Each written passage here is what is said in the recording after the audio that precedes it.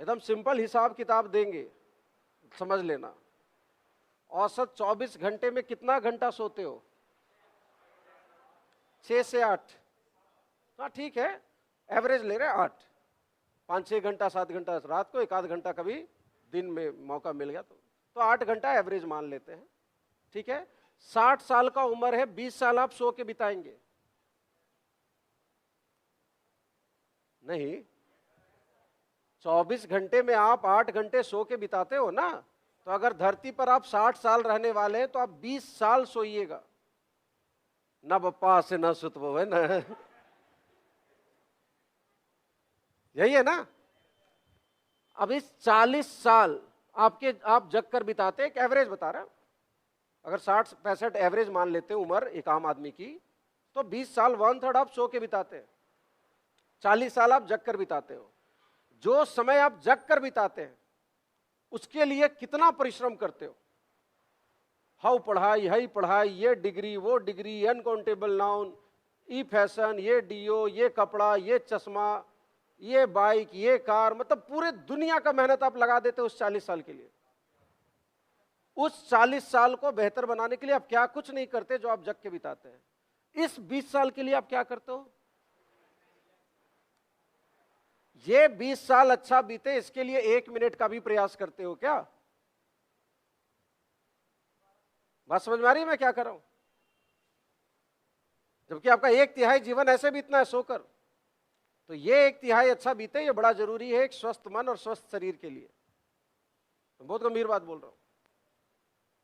अब आप 2 पीढ़ी पहले चले जाइए, 1 पीढ़ी पहले चले जाइए। रात को हमारे चाचा दादा पापा उठे और पेशाब लगा, रात के 2 बजे उठलन, राम सीता ओ बड़ी अभी रात है,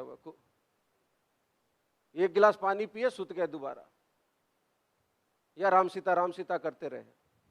आप उठे, आंख नहीं खुल रहा,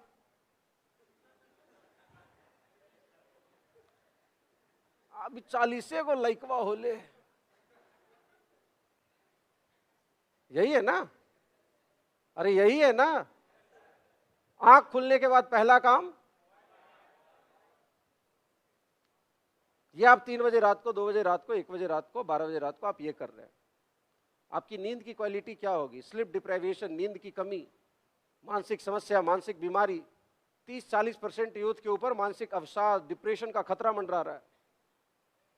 बड़ी गंभीर विषय है, ये मजाक का विषय नहीं है। बहुत भयानक रूप से लोग मानसिक रूप से वो हो रहे हैं, विकलांग या कमजोर हो रहे हैं। परिवार छोटा हो गया, कोई बोलने बतियाने वाला नहीं है घर में, पड़े हुए अकेले। कितना देखिएगा मोबाइल, क्या क्या कितना देर तक देखेगा? तो इस बात का ख्याल रखिए कि आप मोबाइल को यूज करें। मैं तो ये तो कह नहीं सकता कि आप मोबाइल को जीवन से हटा दो, वो तो जीवन का हिस्सा बन गया, सब कुछ उसी पर है। बैंक से लेकर रेलवे टिकट तक, पढ़ाई से लेकर, तो पूरी दुनिया ही मोबाइल में है, तो आप उसको हटा तो नहीं सकते, लेकिन आप यूज करें, वो आपको यूज। 15 मिनट हुआ पढ़े पढ़े तो मतलब बोर हो गई, जरा सा 2 मिनट बस इंजॉयमेंट कर ली, माइंड फ्रेश हो जाती, फिर पढ़ना। अब 2 मिनट कब 2 घंटा हुआ? यही हो रहा है ना? अरे यही हो रहा है ना। आप अपने जीवन का बहुत बहुमूल्य समय जो है बर्बाद कर रहे हैं। हम पीछे मुड़ के देखते हैं कि हम 10वां में क्या कर रहे थे हो, तो मिलिट्री कैंप में बैर चोरी कर रहे थे, आम तोड़ रहे थे, लखीरन चाही कुदल थे अमृत तोड़ेला। मेरे पास यादें हैं, बड़ी सुनहरी यादें। बात समझ में आया? आज वाली पीढ़ी जो है, मतलब मैं बहुत बुजुर्ग नहीं हूं, मतलब फिर भी आज तो 10 साल में जनरेशन गैप आ रहा है। बड़ा भाई कुछ सोच रहा है, 5 साल छोटा भाई का सोचने का तरीका एकदम अलग है। इतना बदलाव आ जा रहा है 5 साल 10 साल में। आप पीछे मुड़ के देखेंगे 19 साल की उम्र में का कर रहली तो जी मोबाइल चलावा हली रात भर। अच्छा 22 की उम्र में का कर रहल तो जी मोबाइल चलावा हली। 18 की उम्र में का कर रहल भाई तो जी मोबाइल चलावा हली। आपके पास मेमोरीज नहीं बचेंगी अपने जवानी के, कि क्या करते थे आप 18 की उम्र में, 20 की उम्र में, शाम कैसे बिताते थे, सुबह कैसे बिताते थे, रात को 9-10 बजे का समय कैसे बिताते थे। आपके पास यादें नहीं होंगी सिवाय इसके कि आप ऐसे ऐसे करते थे। ऐसे ऐसे करते करते जीवन बीत जाना है, तो संभल जाइए उसके साथ। आवश्यक है, आवश्यक है, लेकिन वो जीवन नहीं है। अरे बुझे क्या? खैर, विषय पे कहने से तो भटके। हाँ बाबू, तो ये 40 साल के लिए सारा मेहनत हो रहा है, 20 साल के लिए भी थोड़ा सा, कुछ नहीं, 10 मिनट योग कर लो, थोड़ा अनुलोम विलोम कर लो, थोड़ा सा आप वो कर लीजिए, प्राणायाम कर लो, इतना आनंद आएगा आप सोच भी नहीं सकते। ड्रग्स और गांजा जो आनंद नहीं देता ना, उससे ज्यादा आनंद देता है अगर आपको करने आ जाए तो। मैं बड़ी गंभीरता से ये बात कर रहा हूं। अभी चूंकि आप स्वस्थ होते इस उम्र में ना, 20-25 वाला में शरीर एकदम टनाटन है, बुकले भी ही 100 कप चाय पी ले तो ठीक है, के ना हूं पढ़ल ही, के ना हूं सुतल ही, चूंकि शरीर मजबूत है। 8-10 साल और वेट कर लीजिए, कहां कहां से लीकेज होगा पता भी नहीं चलेगा। हाँ, मैं मजाक नहीं कर रहा, बहुत गंभीर। आप अपने घर में देख लो, 30-35 साल के ऊपर वाले जितने लोग हैं सबको देख लो, बात समझ में आ रही है? तो योग को, व्यायाम को जीवन का हिस्सा बनाइए।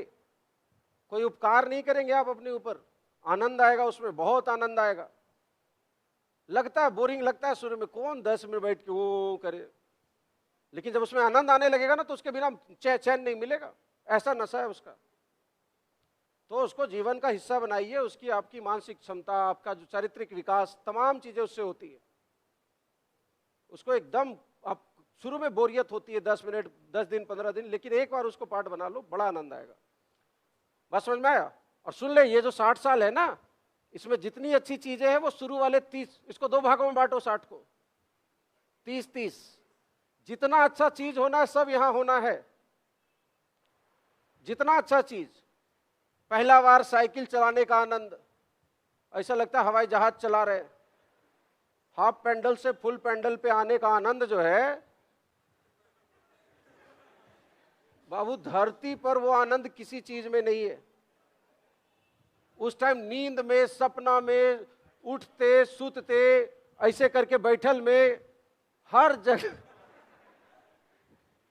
बच्चा को कह दो कि काम है, तुरंत है साइकिल दा, वो गजब का आनंद है उसका। कोई दौड़, पहला बार बाइक चलाने का आनंद, पहली सैलरी का आनंद, पहली गर्लफ्रेंड,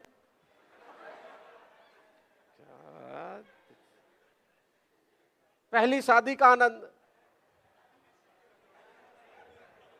आजकल कोई ठीक ना हो बाबू, इसीलिए पहली बोल रहा हूं, ये सब यहां हो जाना है। पहली नौकरी, पहली शादी, मतलब शादी, पहला बार जब जीवन में वेतन कमाते हो ना, 5,000 हो, 8,000 हो, 40,000 हो, 1 लाख हो, मतलब नहीं। जब आपको 1 महीना काम करने का उसका वेतन मिलता है, आपको अपने जीवन का, अपने काम का वैल्यू पता चलता है। वो जब मिलता है ना, जितना भी मिले वो, उसका जो आनंद है वो एक अलग चीज है। कितना भी पैसा कमा लो, पहला वेतन का आनंद अलग होता है। पहला अर्निंग, जो अपना अपना अर्निंग जिसको आप बोलते हैं, खुद का। ये सारे जीवन के बढ़िया बढ़िया चीज यहां हो जाने हैं। पहला बाइक, पहला साइकिल, सब कुछ। अब आवा इन्ने किडनी ना काम करे था, हमर हार्ट में कुछ तो होइल हवा, ठेहुनवा से चले के ना बना हो। मजाक नहीं कर रहा, बुतरू बात ना सुना हो। हाँ, पहला, हाँ, पत्नी जे हवा से झगड़ा करा हो। ये सारे दुख जो हैं, ये आने ही आने। जिनके साथ ये हो रहा है वो मंगल से नहीं आए, हमारे आपके घर के परिवार है, हम ही लोग हैं ना। यही हो रहा है ना, किसी का किडनी है, किसी का लीवर है, किसी का माथा है, किसी का आंख है, किसी का ठेवना है। सारे दुख जो आप सोच भी नहीं सकते, वो दुख सब आना है, और आएगा ही आएगा। आप कोई आसमान से पैदा नहीं हुए कि आपके साथ नहीं आएगा जनाब। मैं डरा नहीं रहा, इसलिए कह रहा कि इसको जितना शानदार जियोगे, ये उतना मजबूती से बिता पाओगे। इसलिए बार बार बोल रहा हूं कि ये वो उम्र है जिसको आपको बड़े बुलंदी के साथ जीना चाहिए, बड़ी साहस के साथ, हौसले के साथ, एनर्जी के साथ, उम्मीद के साथ। क्योंकि अगर इसी को खराब करके जियोगे, अब ये से जी हम तो मरल ही, हमरा छोड़ के चल गेलो, हमरा तो ताकते ना हवा जी, हम तो अब तो बिना सिगरेट पीला हमरे नींदे ना आवो। ये 30 साल का ये अभी ये करेगा क्या? अब जो अभी ये करेगा वो बाद में क्या करेगा भाई? तुम्हारा 20-25 ऐसे बीत रहा है, इतने लाचार, इतने कमजोर, इतने बेबस, इतने कुंठित। तुम 40-50 की उम्र में क्या करेगा? जब बच्चा बात नहीं मानेगा तुम्हारा, तुम्हारा अपना हार्ट, तुम्हारा अपना लीवर तुम्हारा साथ नहीं देगा, तब कैसे जियोगे? जब सब सही है, तब तुम्हारे अंदर ये शक्ति नहीं है, सामर्थ्य नहीं है, साहस नहीं है,